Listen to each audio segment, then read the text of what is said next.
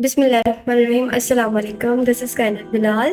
اور آج میں جس ٹاپک پہ بات کرنے جا رہی ہوں وہ ہے صبر۔ جیسے کہ آج کل کا دور چل رہا ہے، آئی ڈونٹ تھنک سو کہ کوئی ایسا انسان ہے جس کی زندگی میں مشکلات نہیں ہے۔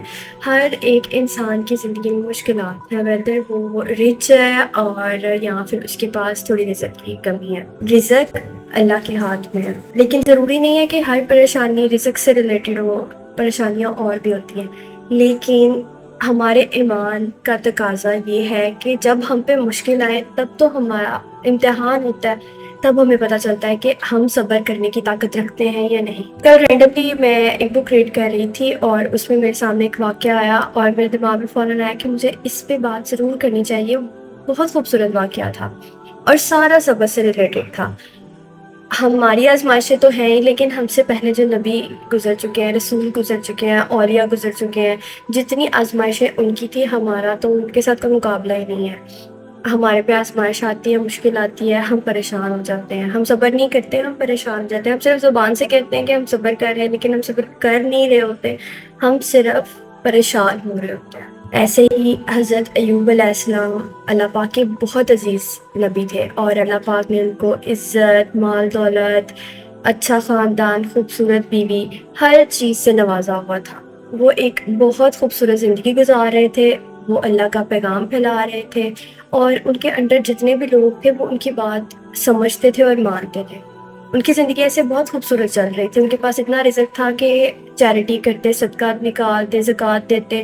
وہ لوگوں کو ایسے فیل کرواتے تھے کہ لوگ ان پہ احسان کر رہے ہیں، وہ لوگوں کو نہیں دے رہے، لوگ ان سے لے کے احسان کر رہے ہیں۔ وہ اس شخصیت کے مالک تھے۔ اللہ پاک نے ان کو اتنا عہدہ اور اتنا رتبہ عطا کیا ہوا تھا، لیکن یہ چیز شیطان سے برداشت نہیں ہوئی اور شیطان جو ہے وہ اللہ کے پاس گیا اور اس نے اللہ سے کہا کہ ایوب تمہاری عبادت اللہ اس لیے کرتا ہے، I am using this word تمہاری اس لیے کیونکہ اللہ ایک ہے۔ بیسیکلی ہم اس کے لیے تم آسانی سے استعمال کر سکتے ہیں، تو تمہاری عبادت اس لیے کرتا ہے کیونکہ اس کے پاس ہر چیز موجود ہے، اس سے چیزیں واپس لے لو اور پھر پتہ چلے گا کہ وہ تیری عبادت کرتا ہے یا نہیں۔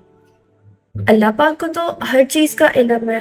اللہ پاک کو شیطان کی کسی بات پہ یقین نہیں ہوا، لیکن پھر بھی شیطان کی سیٹسفیکشن کے لیے اللہ پاک نے کہا کہ چلو میں آزماتا ہوں، ایوب کو آزماتا ہوں۔ سب سے پہلے اللہ پاک نے حضرت ایوب علیہ السلام سے ان کی مال و دولت لے لی، ان کے پاس کچھ نہیں رہا۔ پھر اس کے بعد وہ پھر بھی شکر اور صبر کرتے رہے، ان کی زبان سے شکر کا لفظ ختم نہیں ہوا۔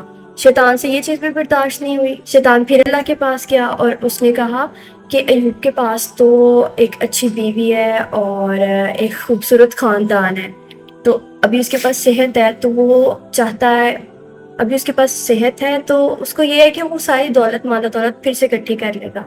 اللہ پاک مسکرائے اور انہوں نے کہا کہ چلو اس پہ بھی آزما لیتے ہیں۔ حضرت ایوب سے ان کے سارے بچے لے لیے گئے۔ ایسے ہی حضرت ایوب کے گھر کی چھت گری اور ان کے سارے بچوں کی ڈیتھ ہو گئی۔ اللہ پاک نے ان سے اولاد کی نعمت بھی لے لی، پھر اللہ پاک نے ان سے صحت کی نعمت بھی لے لی۔ وہ اتنے لاغر اور مریض ہو گئے کہ ان کے جسم سے گوشت الگ ہونے لگ گیا اور ان کے جسم کے صرف 2 آرگن کام کر رہے تھے، جس میں ایک ہارٹ تھا اور ایک ان کی زبان تھی، لیکن وہ پھر بھی اللہ کا صبر شکر کرتے رہے۔ ان کا صبر شکر دیکھ کے اللہ پاک نے ان کو دوبارہ سے سب نواز دیا، لیکن یہ کوئی چھوٹا عرصہ نہیں تھا، یہ ایک طویل مدت تھی جس میں انہوں نے علالت برداشت کی، انہوں نے دکھ برداشت کیے، انہوں نے ہر طرح کی مصیبت کا سامنا کیا، لیکن انہوں نے اللہ پاک کی عبادت کرنا، شکر کرنا نہیں چھوڑا۔ اللہ پاک نے ان کو پھر سے نوازا اور ان کی زندگی پھر سے ویسے ہی خوشحال شروع ہو گئی اور انہوں نے پھر سے اسلام کی تبلیغ کرنا اسٹارٹ کر دی۔ اس سے ہمیں سب سے بیسک لیسن یہ ملتا ہے کہ وہ ذات دینے والی ہے، وہی ذات لینے والی ہے۔ ہم پریشان ہونے والے کو، تو آپ اپنے حالات کو اپنے سر پہ سوار مت ہونے دیں، حالات کا سامنا کریں اور صبر اور شکر کا دامن اپنے ہاتھ سے کبھی مت چھوڑیں، کیونکہ اللہ ہمیشہ صبر اور شکر کرنے والوں کو پسند کرتا ہے۔